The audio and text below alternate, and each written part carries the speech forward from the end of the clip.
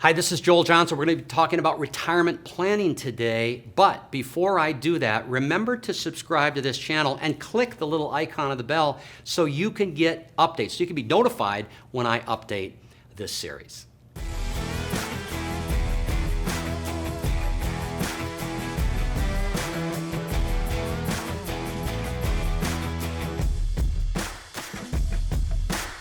Hey, this is Joel Johnson. We're here to talk about early retirement planning tips.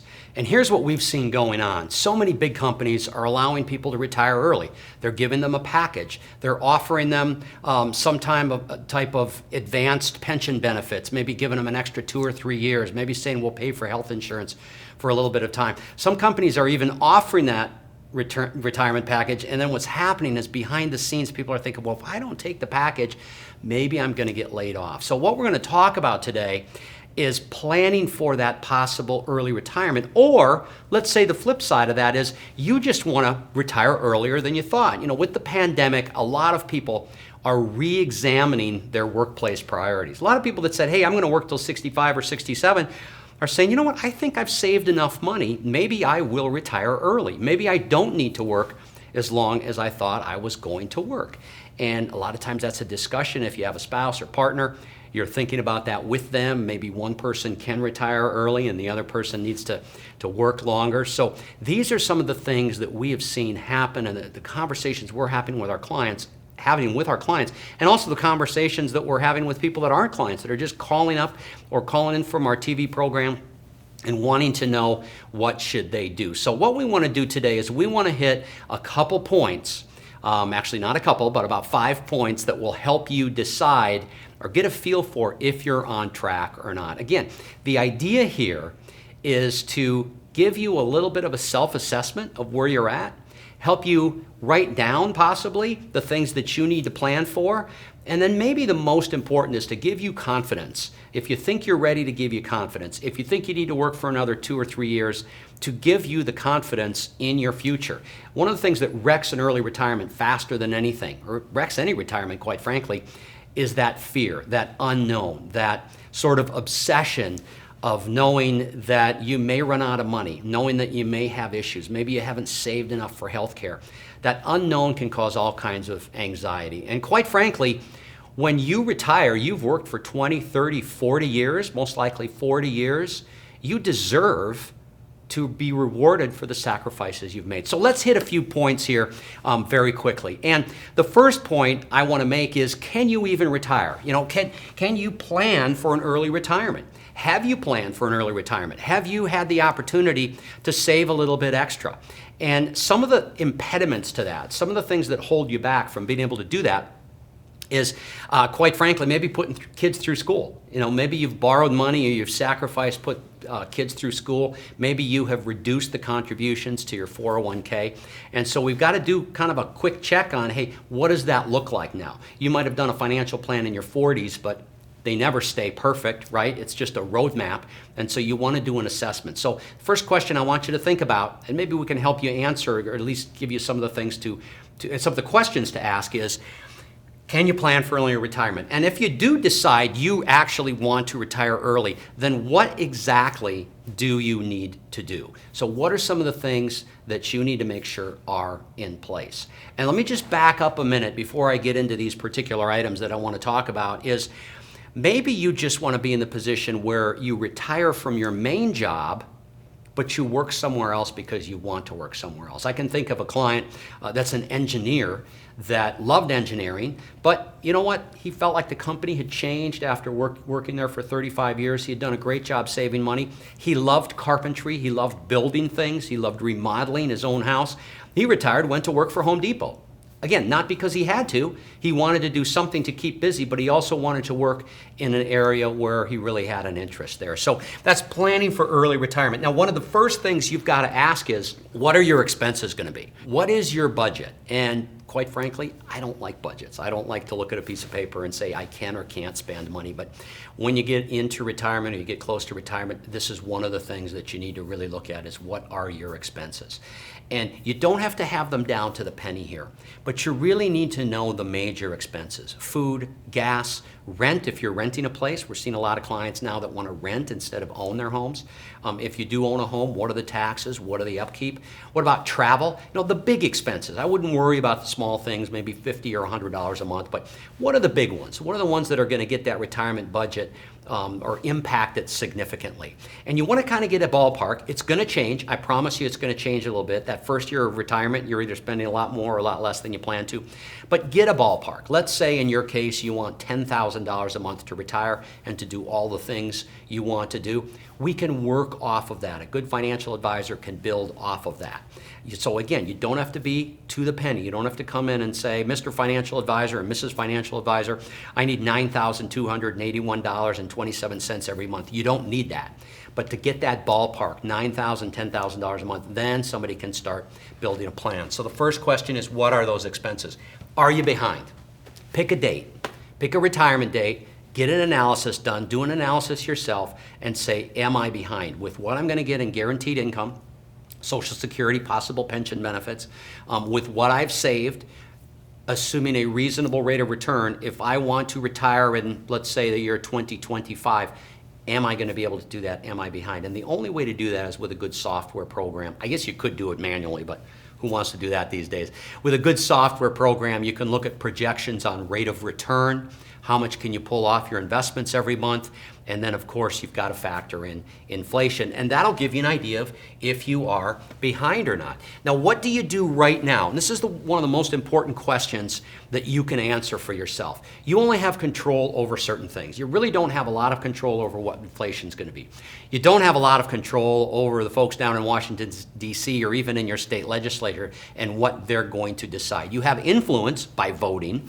But you don't have control. So you've got to focus on the things you can control. And what I like to do is pull these long-term projections into the short term. What can you do right now in 2022? And I could say a few of the important things you can do is get a financial projection. Get a financial projection with different scenarios. What if you retire at the end of this year? What if you retire in 2025? What if you work until 2030? What if you're already retired?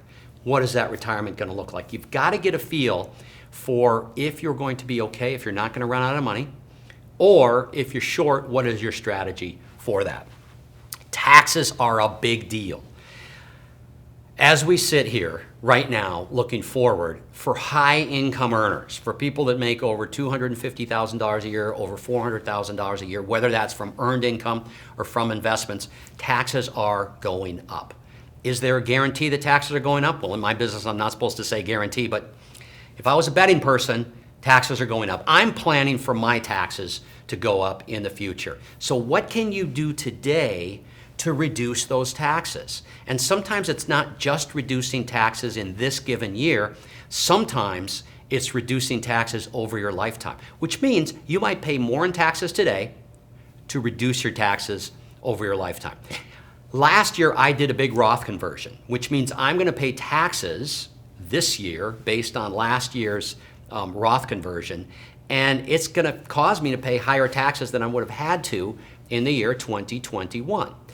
But what that means is over the course of my lifetime, I'm going to pay less in taxes. So that's a big, big thing is what about taxes? And then, of course, risk.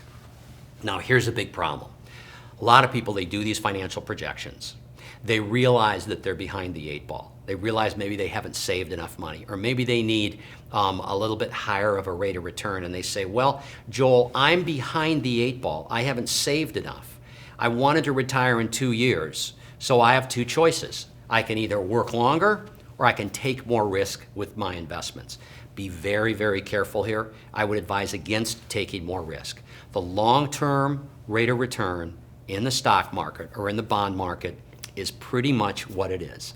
We don't know what it's going to be this year or next year. We don't know if the market's going to be up or down this year or next year. But when you look at any 20-year period, we know that over time, statistically, the market has gone up. 30-year period, the market has gone up. There's this long-term rate of return on average that we can plan for into the future. And here's why it's important that we don't care about what this year or next year is going to be like. Because your retirement's probably going to last for 30 years or 40 years. If you're in decent health and if you're married, I'm married to Wendy and I'm 60 years old. If I retire in 5 years, I don't plan to, I like what I do, but if I retire in 5 years, that's age 65, I need to plan for a 30-year plus retirement based on what's happening in healthcare right now. And if I plan on a 30-year plus retirement, I should not care what's going to happen in the market in the short term. Let's say I'm not ready. Let's say I do all these calculations that I'm telling you about, and I find out, I can't retire at age 65. I really need to work for a couple more years based on a reasonable rate of return of, say, 6 or 7%. What I should not do under any circumstances is say, well, I still want to retire at 65. Assuming a 6% rate of return, I have to work a couple years later. Let's roll the dice. Let's be more aggressive. Let's go for that 9, 10% rate of return. Don't do that. The market will, sooner or later, if you take that approach, catch you at the wrong time. The timing will be messed up. You will take a big downturn. You'll end up being years behind. You'll have regret. You'll have anxiety. If it's, again, my household, Wendy doesn't pay a lot of attention to the investments. She just wants to know, have we lost money? And I have to go to her and say, well, honey, the market's down 30%. Now we need to take even more risk to get back to break even. Now I need to work long. She does not want to hear that. So don't take more risk. Count on your investments performing at a long-term rate of return average, which the market has performed at, whether it's stocks, whether it's bonds, whether it's CDs, whether it's fixed annuities, whatever you're going to use. And make sure that you don't take unreasonable risk. Most of you, because you're watching this, have done a good job saving retirement. Some of you haven't, but a lot of you have. You don't need to take that extra risk. Now, if you are behind the 8 ball, remember, that was one of the things we talked about. Am I behind? If you're behind the 8 ball, get with a good financial advisor that could do some projections and come up with a plan. Confidence develops when you have a plan. This is so critical. You will get confidence if you have a plan. It'll help you stick with it when you watch the news and it seems like everything, the world's going to end. Because remember, the news peddles crisis. When the market's down, when maybe you get some bad news at work, maybe you don't get that promotion, or maybe you end up doing something you don't want to do because they reassign your job or something like that. Having a financial plan will help you in that area. Having a financial plan will let you stick with it when it doesn't feel like you should. So again, we've talked about a few things here. Planning for early retirement. Can you do that? Are you planning for early retirement? What about your expenses? Let's make sure that your budget is in line with what your expectations are. Once you get the expenses, then you can find out, are you behind? Or are you going to be okay? What rate of return do you need on your investments to be okay? What do you do now in 2022? Because again, there are only a few things that you could control.